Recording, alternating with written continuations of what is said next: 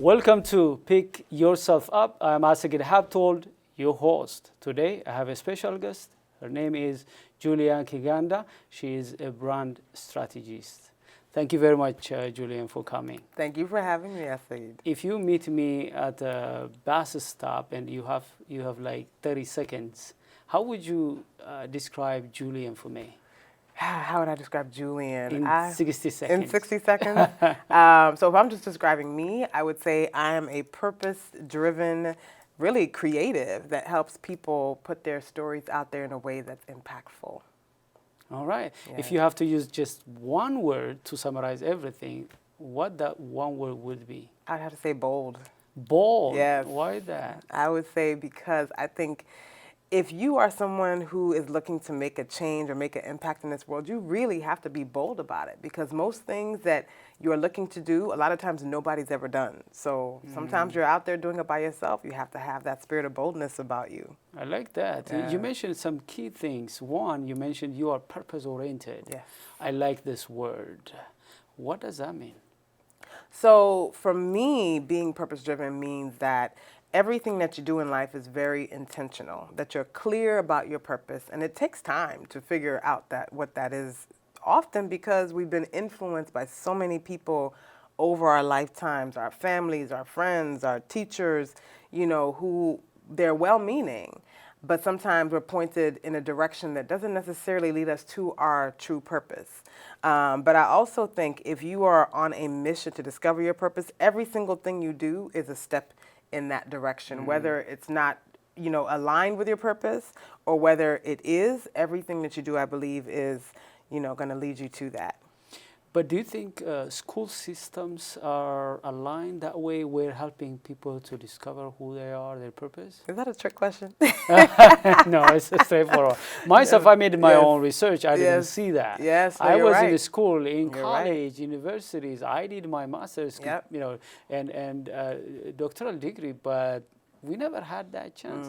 I figured my purpose informally through my own search. Yes, I agree 100%. I think, when you look at even how the school system was initially set up, it was set up during the Industrial Revolution, the current school system. And the Industrial Revolution was all about automation, was all about assembly lines, was all about uniformity and doing things exactly the same way to get the same result. So I definitely don't think that the current educational system is set up to have people discover their purpose. I think it is set up to help people do something that is going to help them, succeed in life. But I think we all have to have our own definition of success. I think that's also, had some wrong definitions over time. But I think when you're discovering your purpose and learning to walk in it, and you have to break out of that mold, you start having to define or sometimes redefine what success means to you. Would you mind to give us 3 pointers on how to discover our purpose and pursue it? Oh my goodness. That, only 3? Yeah, 3. The top 3. I know you have a lot. But 3. Yes, no, absolutely. I think first and foremost, you have to get really clear about what it is that you're good at, that you enjoy. So often I think people will miss their purpose because it seems too easy.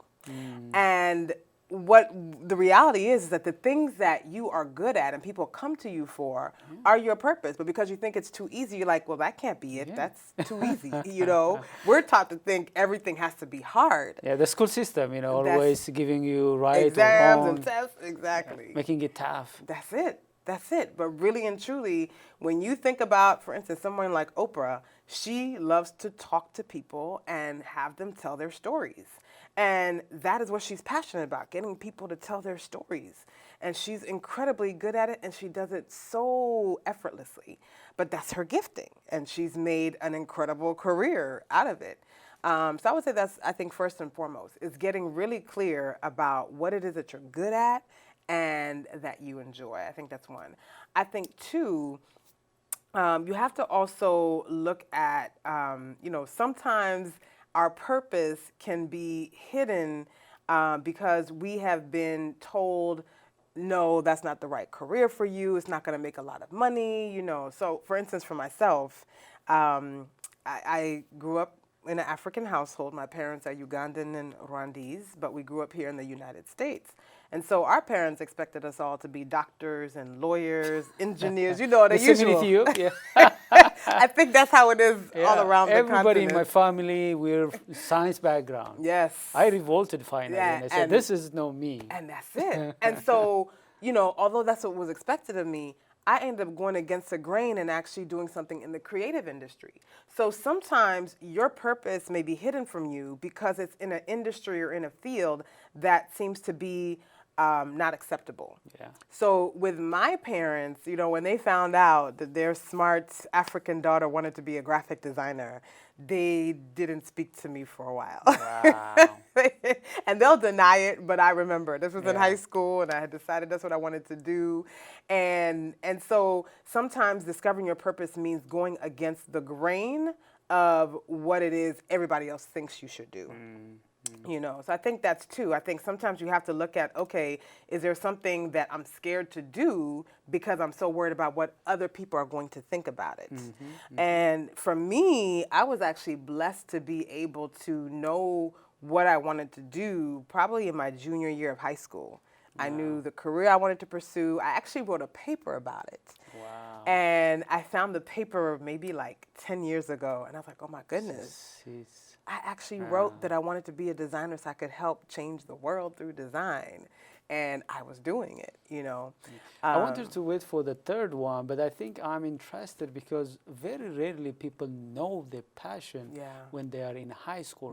What do you think helped you to discover your purpose as early at that age? At that age, no, that's very true. And that's why I say I feel like I was blessed to be able to discover that because I didn't waste a lot of time on the wrong things.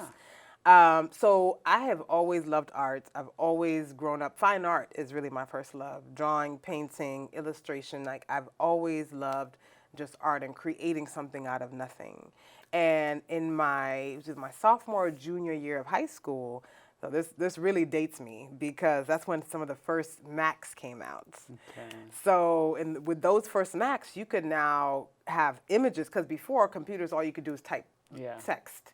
And then with these new Macs, now you could actually lay out different things with clip arts and text and all those things. So I had a chance to design my high school newspaper. And I got to design a newspaper where I combined my love of art with technology. And I fell in love. And I said, okay, this is what I want to do. So I started researching, okay, what kind of career path can I take if this is what I want to do? And like I said, thankfully, I'm a bit strong-willed. So because I knew what I wanted, I already knew I was it. But I see a combination of you having self-awareness to know your passion and the timing of technology, but you tapped into that and you're here. So if somebody is a young person in high school or college, what would you advise them? I would definitely say, I think you have to, first of all, you do have to take some time to get to know yourself. I think that's a great point that you made about having self-awareness. You have to really take the time to, and here's the challenge with that, because we're so influenced now. So we didn't have social media when I was in high school. We barely had the internet. Like that was like the early days of the internet. Now it's very hard to quiet yourself. And that's it. And that's exactly it. So for somebody to really take the time to get to know themselves, you have to be able to shut all that off. And you have to be introspective. And you have to also be willing to be very honest with yourself about your strengths, your weaknesses, the things that you are passionate about, the things that you enjoy. And sometimes that can be hard because we're taught there's certain things that are not meant for us in whatever culture we're in, especially with the African culture. You know, my parents, you know, when they heard me say I wanted to be a designer, all they were thinking was I'm going to be doing paintings on the side of the road. Like without any income and... Exactly. So yes, it definitely does take some time to just quiet your mind. There's so many amazing books out there that you can read. I've actually written one that I think is a great guide for that. Okay. Yeah. So we have your books here. Yes. So is this the book that talks about purpose? This is. So would you tell us 3 takeaways from this book? Absolutely. So this is the book that my sister and I, Christine Saintville, wrote We actually celebrated our 5-year anniversary recently. We have our audiobook getting ready to come out, but it's called Whose Shoes Are You Wearing? 12 Steps to Uncovering the Woman You Really Want to Be. And although we say the woman, we've actually had men and youth come to us and tell us how this book has helped them. Okay. I would say the 3 points, and it's divided into 12 different steps, but I would say I think the most powerful 3, but I think they're all, there's so many good ones. Important, But yeah. I'll talk about 3 though. Yeah. So I think the first one, and this is how we start the book, you have to remove your mask. So what that means is that, for many of us who are taught that success means to get a good job and make a lot of money, have a big house, and, you have people who are working in these careers, for instance, being a lawyer. But yet I know so many of my friends who are in these careers that are high paying, but they are miserable.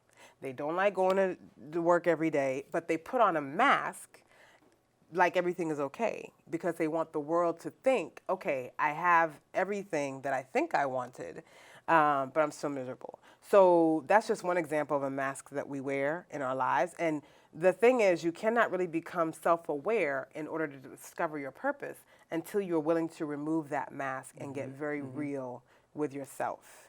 So I would say I think that's the first point because that's how we start the book. I think a second one that's incredibly important is making sure you're surrounding yourself with the right people. And I'm sure you Very talk about this a lot. challenging, It is yeah. challenging, but as you talk about leadership, to be a good leader, you have to be surrounded by the right people who support you in that leadership position. But we actually talk about how important your circle is in you, not just uncovering your purpose, but actually living it. Because for some people, living your purpose means starting your own business. And if you are with a circle of people who they're all working 9-to-5 jobs, they're not going to understand why are you leaving. They're not adding any value to you. And also, you can't outgrow your friendship and relationships. Yes. Your association. Yes. Very important. The last one, the third. And I would say the last one for us, because we grew up in a Christian household, but I would say faith, and not just faith in God, although that's incredibly important, and for me that's my foundation, but faith in yourself. There's absolutely nothing you're ever going to be able to accomplish without having an incredible faith in your own abilities. And sometimes you may not know everything, but you have to have faith that you can figure it out. Oh, awesome. These are great. This is really a right time to take a quick break, and we'll be back. Okay. Dear our viewers, let's take a quick break, and we'll be back. Stay tuned. I come from a big family. I'm the oldest of 6. To me, being the first person to go to college, it's like setting a standard, My little brother is 8 years old now. I challenge his curiosity. I challenge him to dream. I have to paint a picture for him that he can look up to and live up to and possibly be better than. My name is Jaquez, and I am your dividend.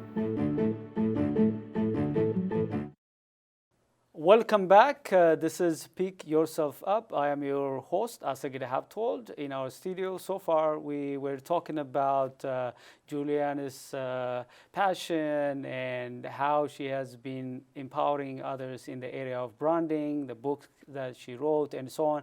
Now, we're going to talk about her background from immigrant family from Uganda and Rwanda. Yeah. So welcome back, and let's talk about your background. Yes. I know you came here at the early stage, but you have exposure to an immigrant family. Yes. So what does that mean, for you? Because you don't have a lot of experience or memory about Africa, but you're here living among other immigrants. Yes. So tell me Yes. about your experience. Is Absolutely. it challenging? Is it exciting? It was very challenging growing up. Very, very challenging. And actually, that's one of the reasons why we even wrote the book, was because there were so many personal development books out there, but there was nothing that really spoke to coming from a cultural perspective. Because what happens is, everyone goes through these transformational, transitional periods in their lives when you're growing and learning who you are. But we had the added layer of culture. And we had to navigate not just American culture, but our African culture. So for us, I came to the U.S. I was born in Uganda, but I came here very young with my family. And my parents, I thank them actually to this day because we didn't appreciate it at the time. Yeah. But they were very intent on making sure we knew our culture. So when we came home, we had to speak the language. They made us wear our cultural attire whenever we went out to certain events. A lot of traditions we practiced. And again, I didn't appreciate it at the time because all I'm thinking was, I just want to be like all my American friends. I don't want to do all this African stuff, Yeah. So this was, of course, before Black Panther. Yeah. Now everybody wants to be African, Wakanda forever. Yeah. But back then, people when you heard Africa, and even now, a lot of people still think. Although I think the perception is changing slowly but surely. But when you heard Africa, you thought poverty, you thought illness, you thought hunger. I mean, it was just all the negative connotations that there could possibly be. So it was definitely challenging trying to navigate that. So, what we would end up doing was at home, we were African. When we went out in the world, we tried to assimilate with our American friends.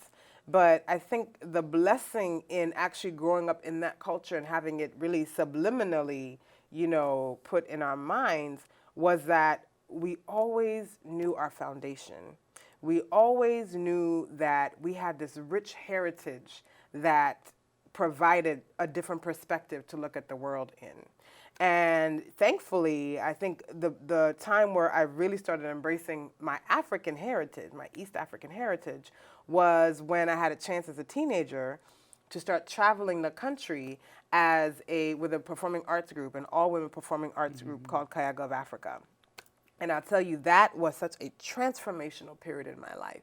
Because for the first time, when I was talking about or singing about or performing my cultural dances in front of, these American audiences, they were like, wow, that's amazing. We want to learn more. It was a whole different attitude than what I would sometimes get at school when people found out, of course, from my last name, that I was African.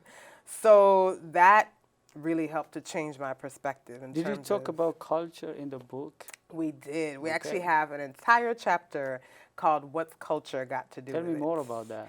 So, and some of the stuff we talked about is what we talk about in the book. And actually, one of the incidents that I'll never forget was when I was about 10 years old. I was about 8 years old because it was the third grade. And I was in class. And I got tired of people asking me, well, where does your last name come from? How do you say it? Like they just, you know about that. If it's not an American name, people just don't even try to figure out how to say it. They butcher it. Yeah. And I said, I'm tired of being called a name that people can't say. So I decided I was going to try to change my name without telling my parents. So I ended up writing a different name on my papers in class. Now, mind you, I was a straight-A student, so I was still getting great grades on those papers. But then my teacher asked me one day, oh, you're changing your name? Oh, this is very nice. I said, yes, just completely oblivious. Yeah. And then I take my papers home to my mother, and she looks at them. She didn't look at the fact that I got all A's. She looked at the fact that I had changed my name on my papers. And she, thankfully I'm still alive today. But the look on her face. Killer. Oh, my goodness. And when she told me, she said, you need to take every single one of these papers, erase what you wrote down, and you write down the name that you were given. There's a reason why you were given that name, and you should be proud of it. And that's a lesson that I never forgot. I never forgot that name, especially now that I've gotten old and I recognize that there is power in names. And that's why in the African culture, a lot of us have naming ceremonies, but we put a lot of thought into what we call our children, because there's so much power in that. But that's just one example of how I learned to really embrace my culture. And I think as I've, over the years, I actually started becoming a lot more involved in African issues and, African immigrant issues, and really educating them, even on like the legislative process, and why we need to be involved in those things that have to do with our own well-being and the resources we get for our community.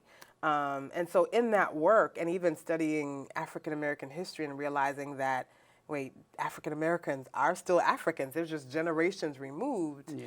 You know, I think for me, I've been able to really understand how fortunate I am that I know exactly where I'm from, and to be able to embrace all of my African and African American and all of those brothers and sisters from the diaspora, because of that understanding that, you know, at the end of the day, we really have the same culture. We've just been dispersed to different parts of the world. Let me ask you this question. Now, you're talking about how knowing your culture gave you confidence, Yes. and how that's a blessing. But let's talk about how culture could also be a barrier for you to succeed in a new culture. Yes. Do you have any experience where, you know, people come, you know, in your case, for example, even if you are an African, even if you know your culture and your roots, you're still competing in the American culture and succeeding? Yes.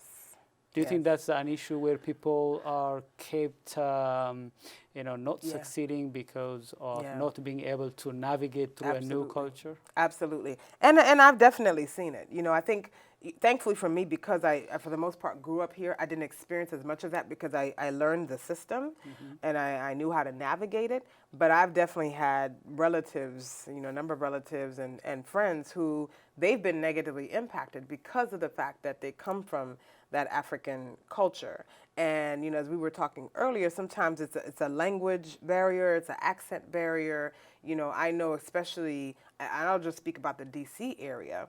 So years ago, I used to do a lot of work on African immigrant issues, and I'd go to Capitol Hill and speak on those things. And one of the big issues that would come up often was the fact that, one, we weren't necessarily getting the resources we needed for our communities. And a lot of it was because we were not participating in the process. I remember, you know, we did for the 2010 census, we did a whole campaign and helped to really try to get Africans to fill out the census and make sure they were counted so that we could get these resources.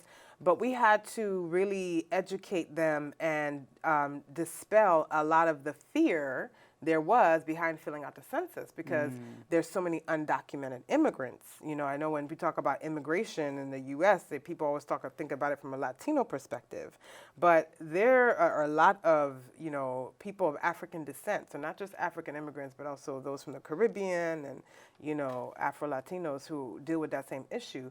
But I know, you know, not knowing and not understanding how things work, that can actually keep us from getting the resources that we need as a community. So that's definitely one example that I've seen over the years where I've tried to help be a voice and just to educate, you know, our communities on those things. I see that challenge also within our community, because we have a lot of issues, our own, you know, community issues. We don't cross that and engage in the American system. I have some friends who are engaged in, you know, what you did, helping our community to engage themselves in the American system. Otherwise, you won't have influence.